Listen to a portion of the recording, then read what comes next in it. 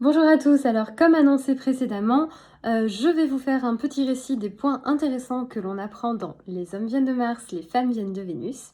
Et on commence aujourd'hui par 3 choses importantes à connaître sur les hommes selon notre auteur. Alors, première chose, l'auteur nous dit: «Les hommes n'aiment pas les conseils». Il explique que lorsque vous donnez des conseils à un homme, vous le privez de la possibilité de trouver par lui-même une solution. Et du coup, l'homme est un peu vexé, se sent rabaissé, et c'est pas fameux. Donc, il explique que c'est peut-être plus astucieux d'insinuer l'idée, tout en douceur, de le questionner jusqu'à ce qu'il finisse par trouver lui-même la bonne idée.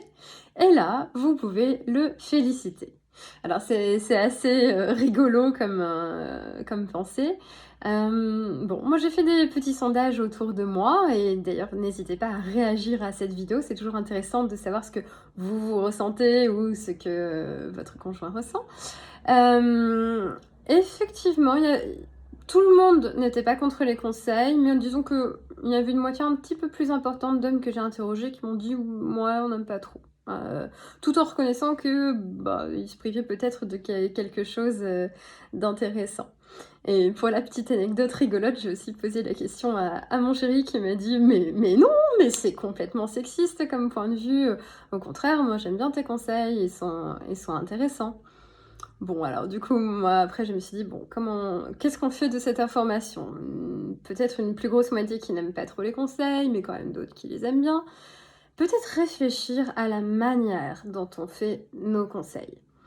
Je pense que ce que n'aiment pas les hommes, c'est pas tellement qu'on leur apporte une bonne idée qu'ils auraient pu trouver par eux-mêmes, ça c'est un truc d'ego et ça se règle, mais c'est parfois le ton que peuvent prendre les femmes en étant à la fois bienveillantes, mais un peu autoritaires, un peu donneuses de leçons, vous voyez? Un peu comme une mère qui sermonne le petit ou qui prend un peu le dessus et ça, bah, effectivement, c'est pas agréable et c'est de fait un petit peu, rabaissant. Donc si vous voulez conseiller votre conjoint, peut-être commencer juste par proposer le conseil, comme ça il ne se sent pas, obligé de le recevoir, il le prend pas contre lui. «Bon, j'ai peut-être une idée, est-ce que tu veux bien que je t'en parle?» Vous voyez, si vous amenez les choses comme ça, il y a pas de raison qu'il se sente vexé. Et puis justement faire attention à la manière de communiquer. À mon avis, c'est ça qui est le plus intéressant. Mais il a quand même pointé, notre auteur John Gray, quelque chose d'intéressant, mais vous voyez, à mon avis, il faut affiner un petit peu la chose. Mais n'hésitez pas à partager votre ressenti sur ce point-là. Deuxième point, ça c'est intéressant, c'est la caverne. Alors il explique que des fois les hommes se sentent mal parce que bah, ils ont une mauvaise journée, ils sont saturés et ils ont besoin de descendre dans la caverne. Alors de quoi s'agit-il? En fait, il s'agit de se replier sur soi et à ce moment-là de communiquer avec personne. Ça peut être ressenti de manière très grossière, par la femme parce que ça peut passer par le fait de ne même pas répondre à ses questions ou lui adresser la parole, quand elle essaie de communiquer. Du coup, elle se sent rejetée et plutôt que de le laisser tout seul se recharger tranquille dans sa caverne, bah, elle essaie de l'en sortir parce qu'elle comprend pas ce qui se passe.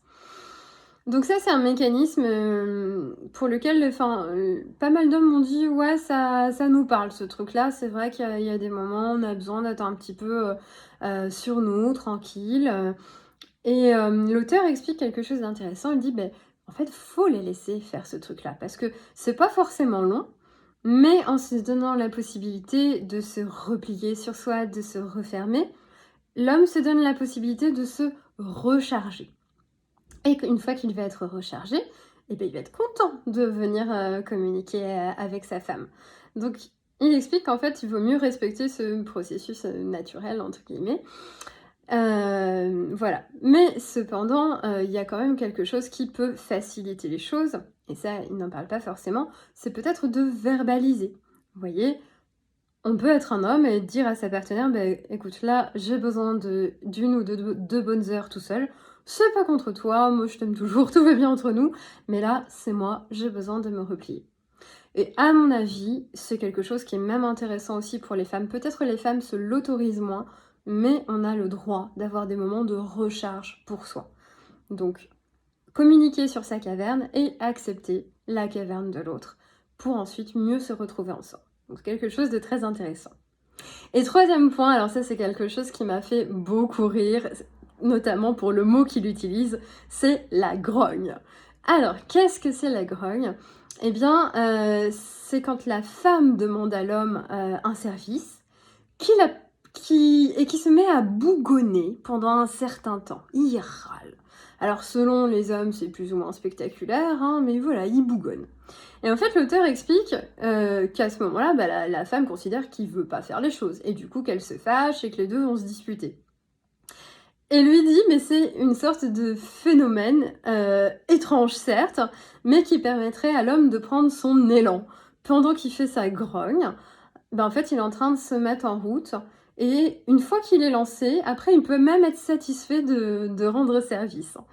Donc voilà, c'est quelque chose qui m'a plutôt amusée. Pour le coup, c'est plutôt mon frère qui m'a fait rire, avec qui j'en ai parlé, qui m'a dit: «Ah oui, moi je me reconnais vraiment dans la grogne, c'est marrant de mettre un mot dessus», et puis il m'expliquait que, bah, sa copine, elle était au courant, donc voilà, maintenant elle sait qu'il grogne, mais qu'il fait les choses quand même. Donc voilà, est-ce que la grogne, ça vous parle à vous aussi?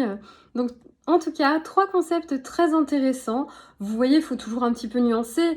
Bien sûr, le grand risque quand on a un auteur et quand on fait un livre de généralité, de genre, bah, c'est qu'évidemment ça colle pas à tout le monde.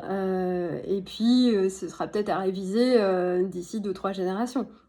Mais il y a des idées intéressantes sur lesquelles on peut tout à fait s'interroger et bah, poser des questions à son partenaire. Voilà, donc merci d'avoir suivi cette vidéo et il y aura bien sûr une vidéo sur ce qu'on apprend sur les femmes. À bientôt!